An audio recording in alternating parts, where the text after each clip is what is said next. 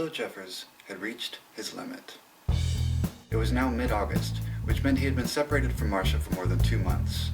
2 months, and all he had to show was 3 dog-eared letters and 2 very expensive long-distance phone calls.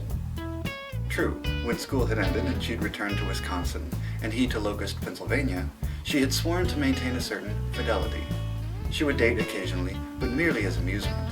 She would remain faithful. But lately Waldo had begun to worry. He had trouble sleeping at night, and when he did, he had horrible dreams.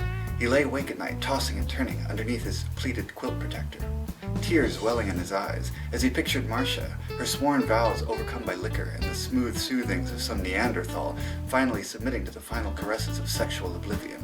It was more than the human mind could bear.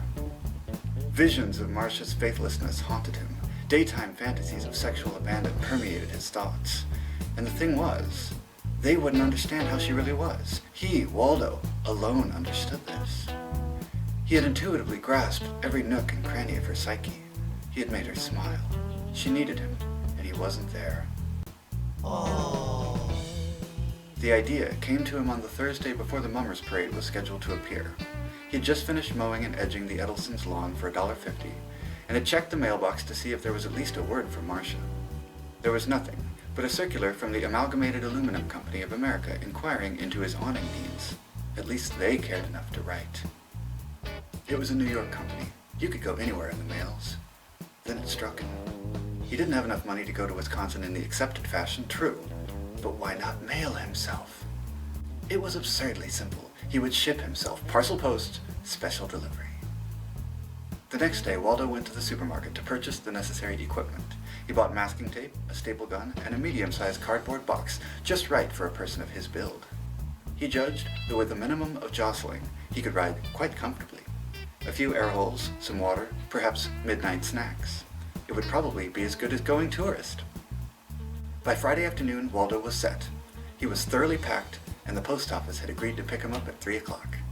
He'd marked the package fragile, and as he sat curled up inside, resting on the foam rubber cushioning he'd thoughtfully included, he tried to picture the look of awe and happiness on Marcia's face as she opened the door, saw the package, tipped the deliverer, and then opened it to see her Waldo finally there in person. She would kiss him, and then maybe they could see a movie. If he'd only thought of this before. Suddenly, rough hands gripped his package, and he felt himself borne up. He landed with a thud in a truck and was off. Marcia Bronson had just finished setting her hair. It had been a very rough weekend. She had to remember not to drink like that. Bill had been nice about it, though. After it was over, he'd said he still respected her, and after all, it was certainly the way of nature, and even though, no, he didn't love her, he did feel an affection for her. And after all, they were grown adults. Oh, what Bill could teach Waldo. But that seemed many years ago. Sheila Klein, her very, very best friend, walked in through the porch screen door and into the kitchen. Oh God, it's absolutely maudlin outside. Ah, I know what you mean, I feel all icky. Marcia tightened the belt on her cotton robe with the silk outer edge. Sheila ran her finger over some salt grains on the kitchen table, licked her finger and made a face. I'm supposed to be taking these salt pills, but... She wrinkled her nose. They make me feel like throwing up. Marcia started to pat herself under the chin, an exercise she'd seen on television. God, don't even talk about that. She got up from the table and went to the sink, where she picked up a bottle of pink and blue vitamins. One, supposed to be better than steak. And then attempted to touch her knees. I don't think I'll ever touch a daiquiri again. She gave up and sat down, this time nearer the small table that supported the telephone. Maybe Bill will call, she said, to Sheila's glance. Sheila nibbled on a cuticle. After last night, I thought you'd be through with him. I know what you mean. My God, he was like an octopus, hands all over the place. She gestured, raising her arms upwards in defense. The thing is, after a while you get tired of fighting with him, you know? And after all, I didn't really do anything with him Friday and Saturday, so I kind of owed it to him. You know what I mean. She started to scratch. Sheila was giggling, with her hand over her mouth. I'll tell you, I felt the same way.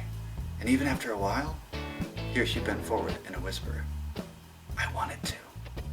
Now she was laughing very loudly. It was at this point that Mr. Jameson of the Clarence Darrow Post Office rang the doorbell of the large, stucco-colored frame house. When Marcia Bronson opened the door, he helped her carry the package in. He had his yellow and his green slips of paper signed and left with a 15-cent tip that Marcia had gotten out of her small beige pocketbook in the den. "What do you think it is?" Sheila asked. Marcia stood with her arms folded behind her back. She stared at the brown cardboard carton that sat in the middle of the living room. "I don't know."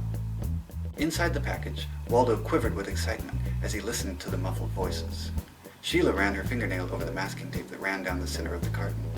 "Why don't you look at the return address and see who it's from?" Waldo felt his heart beating. He could feel the vibrating footsteps. It would be soon. Marcia walked around the carton and read the ink-scratched label. "Ah, God, it's from Waldo." "That schmuck," said Sheila. Waldo trembled with expectation. "Well, you might as well open it," said Sheila. Both of them tried to lift the staple flap. "Ah, tss," said Marcia, groaning. "You must have nailed it shut." They tugged on the flap again. "My God, you need a power drill to get this thing open." They pulled again. "You can't get a grip." They both stood still, breathing heavily. "Why don't you get a scissor?" said Sheila. Marcia ran into the kitchen, but all she could find was a little sewing scissor. Then she remembered that her father kept a collection of tools in the basement. She ran downstairs, and when she came back up, she had a large sheet metal cutter in her hand. "This is the best I could find." She was very out of breath. "Here, you do it. I'm gonna die." She sank into a large fluffy couch and exhaled noisily. Sheila tried to make a slit between the masking tape and the end of the cardboard flap, but the blade was too big and there wasn't enough room. "God damn this thing," she said, feeling very exasperated. Then, smiling, "I got an idea." "What?" said Marcia.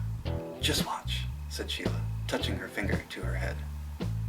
Inside the package, Waldo was so transfixed with excitement that he could barely breathe.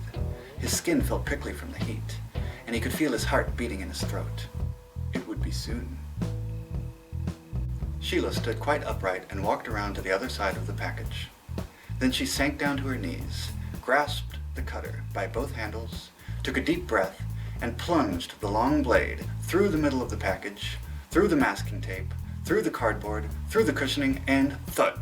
Right through the center of Waldo Jeffers' head, which split slightly and caused little rhythmic arcs of red to pulsate gently in the morning sun.